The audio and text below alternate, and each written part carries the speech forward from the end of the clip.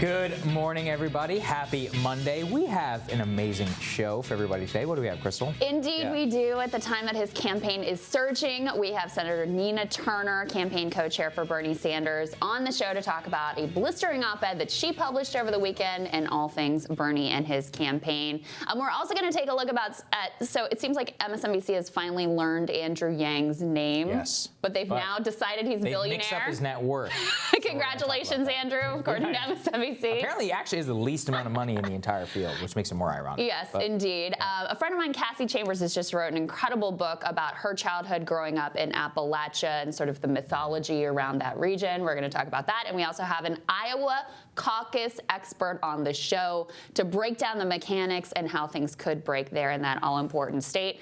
But at the same time, we have our eyes overseas on what is happening in Iran. That's right. So in Iran, there were protests that erupted this weekend. Basically, you can see there some video of anti-government protesters. A lot of this not necessarily to do with the regime, but the regime's handling of the shoot-down of that Ukrainian airliner. Unbelievable. Some of the chants were against Qasem Soleimani. Some of them were against Supreme Leader, the Ayatollah Khamenei. I think it's important to note that both of the protests, these protests are being cynically used by people on the right to say that, oh, the Iranians want regime change. I think people on the left cynically use the outpour of support for Qasem Soleimani to say, oh, look, the regime, whatever is hardening.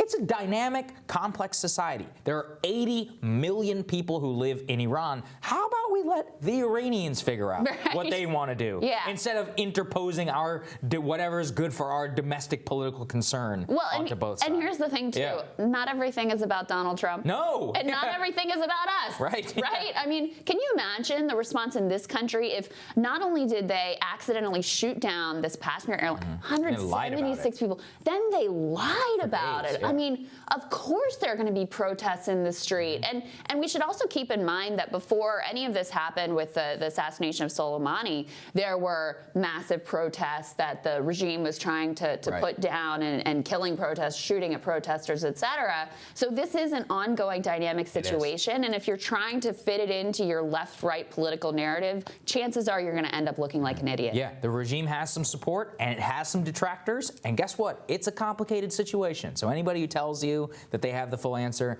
they don't know what they're talking about. At the same time, we have some impeachment developments. What's going on? Right. Yeah. So, I mean, the continuing game of chicken plays out between Nancy Pelosi and Mitch McConnell. She was getting some pressure from Democratic senators, to go ahead and submit the articles of impeachment so that trial could start. She sort of shut that criticism down. But there's clearly some pressure on her to either move forward or not. And look, here we are with about 20 days to go until Iowa, and we're still playing games with when this trial is going to happen and what it's going to look like, et cetera.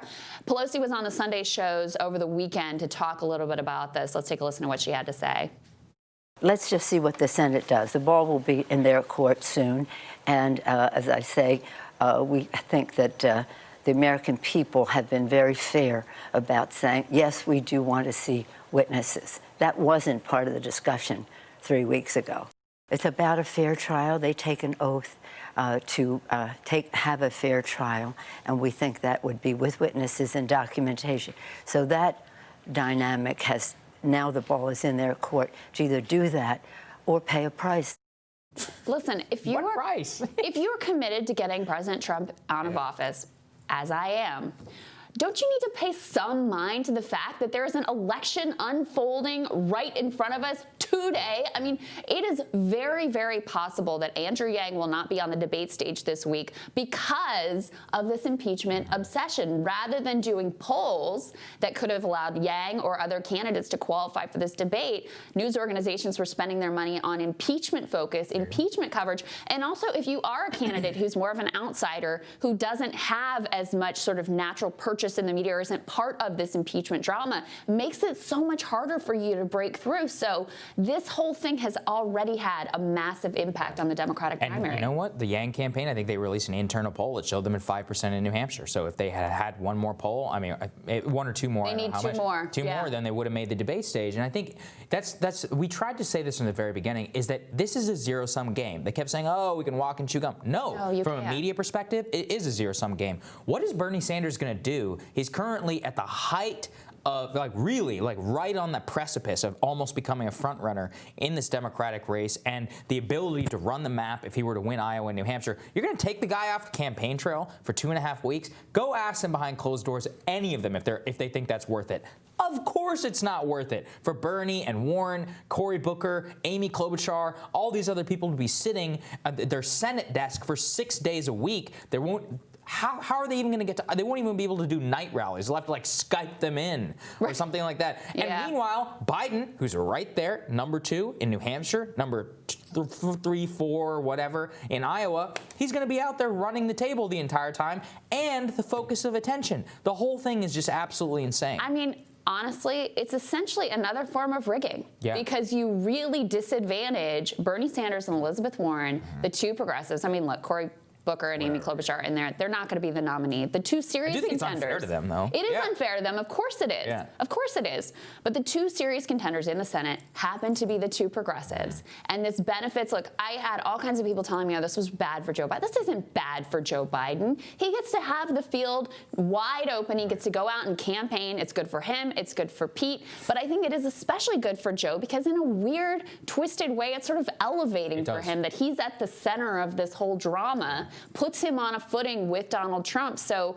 yeah, it's a tremendously unfair process. And I would at least like to hear Pelosi acknowledge the reality of what this is doing to the Democratic primary. She'd say, oh, it's their constitutional duty. And that's the thing. Republicans are wimps, so we won't even be able to hear from Hunter Biden or any of the other politically damaging information against Joe Biden that would have come out. So the truth is, everybody's waving the white flag because nobody cares about this entire thing. And all of us are really at the detriment for it. I mean, it has taken up so much of the public's time, had immense impact on the country. And what is the result? Nancy Pelosi is saying, oh, they're going to pay a price. You're the one who's paying the price. You look like a fool for having done this thing in the first place. Yep, that is so true. The only people who are paying the price are the American people and the Democratic candidates who are trying to speak to them about issues they actually care about. All right, we're going to tell you what's on our radars. That's next.